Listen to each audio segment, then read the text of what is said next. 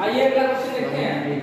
अगला क्वेश्चन हमारा है कि दर्शाइए कि कोई भी धनात्मक विषम पूर्णांक 6q+1 या 6q+3 या 6q+5 के रूप में होता है जहाँ q कोई पूर्णांक है।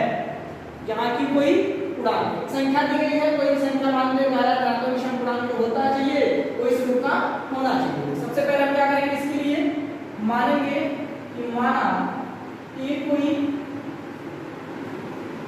धनात्मक पूर्णांक है, ये कोई धनात्मक पूर्णांक है, ये कोई धनात्मक पूर्णांक है। ठीक है, यहाँ तक हमने मान लिया। अब हम एक और तो धनात्मक पूर्णांक मानते हैं तो हम इसे किस रूप में लिख सकते हैं? यूक्लिड विभाजन प्रमेयिका से।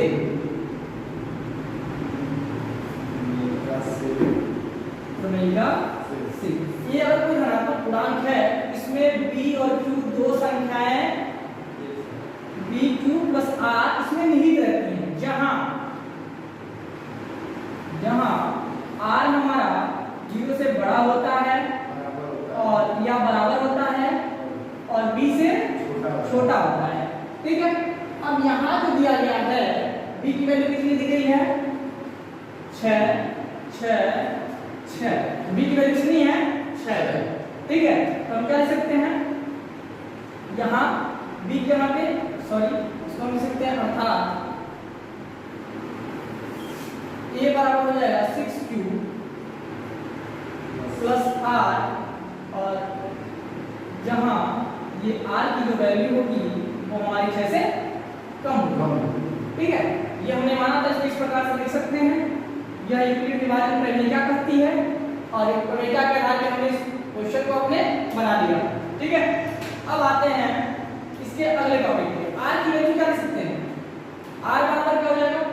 0 1 2 3 4 5 6 नहीं, क्योंकि 6 के बराबर नहीं होता है, 6 से कम। ठीक है, b से कम होता है।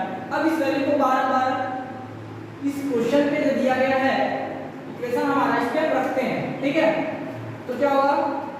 a बराबर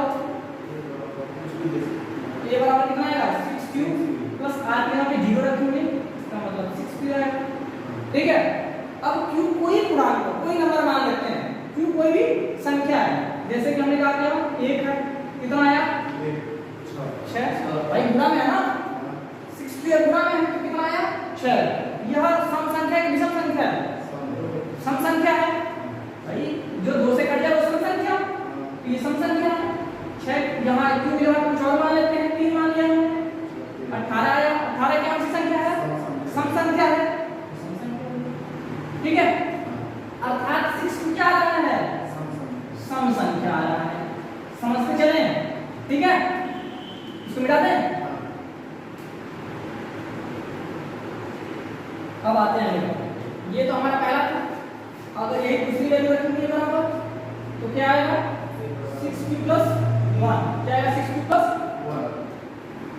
अभी हमने देखा q की जगह पे अगर 1 मानते हैं हमारे पास कितना आया था? 6 आया था। अगर इसमें एक और जोड़ना हो, एक और प्लस एक आ रहा है ना, एक और जोड़ेंगे कितना हो गया? 7। सम संख्या है विषम संख्या है? विषम संख्या, विषम आ रहा है ना। इसी प्रकार 14 बना देते हैं, यहाँ पे 2 रख लेते हैं, यहाँ कर देंगे ये 6 दूनी 12, 1 कर देंगे तो कितना आ गया? 13। सम संख्या है विषम आया? विषम संख्या आया। ठीक है, ये तो बार-बार नंबर मिल रहा है, कैसा मिल रहा है? विषम संख्या का मिल रहा है। ये पूरी वैल्यू कितनी होगी? विषम संख्या। समझ में आ रही है बात? ये हो गया विषम संख्या। देखते चलो कैसे धीरे-धीरे हम आंसर पहुंचते हैं। ठीक है, अगला वैल्यू पढ़ते हैं। 6q + 2 कितना आएगा? 6q + 2 सम संख्या है, सम संख्या में 2 ही जोड़ना है, क्या आएगा? सम संख्या है भाई। यहाँ पे 6q है ना, 6 × 1 + 2 6 का 6 6 में 2 जोड़ेंगे कितना आएगा? 8। की सम संख्या है कि विषम संख्या है? सम संख्या है। 6 × 2 + 2 6 2 8 2 10। सम संख्या की विषम संख्या है? सम संख्या है। तो ये जो वैल्यू निकल के आएगी हमारी क्या आएगी? बार बार क्या आ रहा है? सम संख्या आ रही है। समझ में आ रही है बात?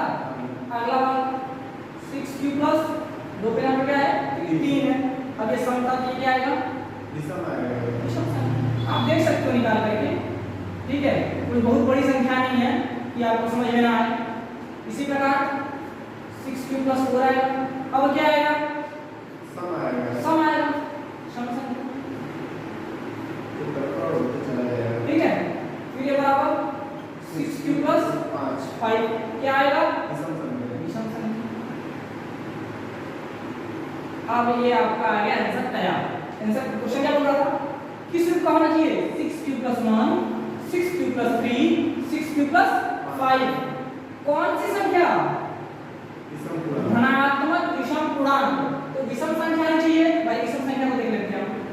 ये हमारी एक विषम संख्या निकल के आ गई, ये हमारी दूसरी विषम संख्या निकल के आ गई, ये हमारी विषम संख्या। तीसरी विषम संख्या निकल के आ गई, ठीक है। यहाँ पे देख लीजिए, ये हमारा हो गया आंसर, जिसको हम कहते हैं ये हमारा प्रूफ हो गया, ठीक है। आशा है समझ में आई होगी। अब आते हैं अगले क्वेश्चन की तरफ। जिस प्रकार से क्वेश्चन में विषम पूर्णांक पूछ रहा था, यदि वो सम पूर्णांक भी पूछता तब भी क्वेश्चन यही होता। आंसर हमारा जो आता वो 6 क्यू प्लस 2 या 6 क्यू प्लस 4 होता, ठीक है। ये सम पूछे या विषम पूछे, आप लगाने का तरीका यही करेंगे, ओके। अगला क्वेश्चन है हमारा, किसी परेड में 616 सदस्यों वाली एक सेना की टुकड़ी को 32 सदस्यों वाली एक आर्मी बैंड के पीछे मार्च करना है। दोनों समूहों को समान संख्या वाले स्तंभों में मार्च करना है। उन स्तंभों की अधिकतम संख्या क्या है जिसमें वे मार्च कर सकते हैं, ठीक है। नंबर कौन कौन सा दिया भाई 616 और 32। कौन कौन सा दिया है 616 और 32। कह रहा है 616 सदस्य वाली सेना की टुकड़ी है, इसमें 32 सदस्य वाले जो आर्मी बैंड है उनके पीछे उनको चलना है, मार्च करना है, ठीक है। तो अब कह रहा है इनकी स्तंभों की अधिकतम संख्या क्या है। कंडीशन इसके ऊपर देखो, दोनों समूहों को समान संख्या वाले स्तंभों में जाना है। आइए देखते हैं, स्तंभों की संख्या भी समान होनी चाहिए और उस स्तंभ में जितने लोग मार्च कर रहे हैं वो भी समान है, यानी बराबर है। जितने मार्च कर रहे हैं उतना ही स्तंभों की संख्या है। जब ऐसा कंडीशन होता है तो हम निकालते हैं हमेशा HCF, महत्तम समापन, ठीक है। आते हैं क्वेश्चन देखते हैं। हमारा 616 दिया गया, 32 दिया गया है। 32 हो गया हमारा भाजक, 616 हो गया हमारा। सेम सेम यही प्रकार करेंगे। अब क्या होगा, भाग देंगे। 32 से 1 कितनी बार जाएगा 3 दूनी 6, 2 दूनी 4, नहीं जाएगा एक ही बार में जाएगा, हो जाएगा 32। 11 में से 2 गया 9, यहाँ 5, 5 में से 3 गया 2, यहाँ से 6 हो जाएगा।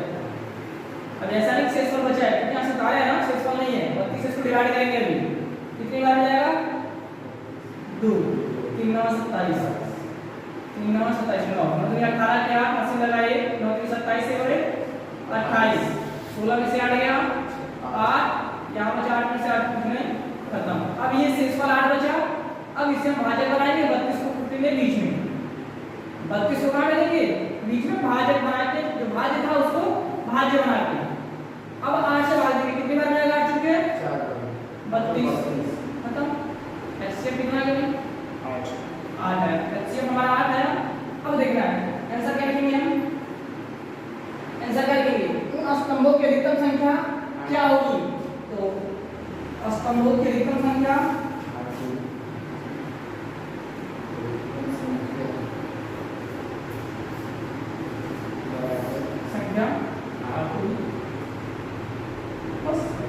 ठीक है।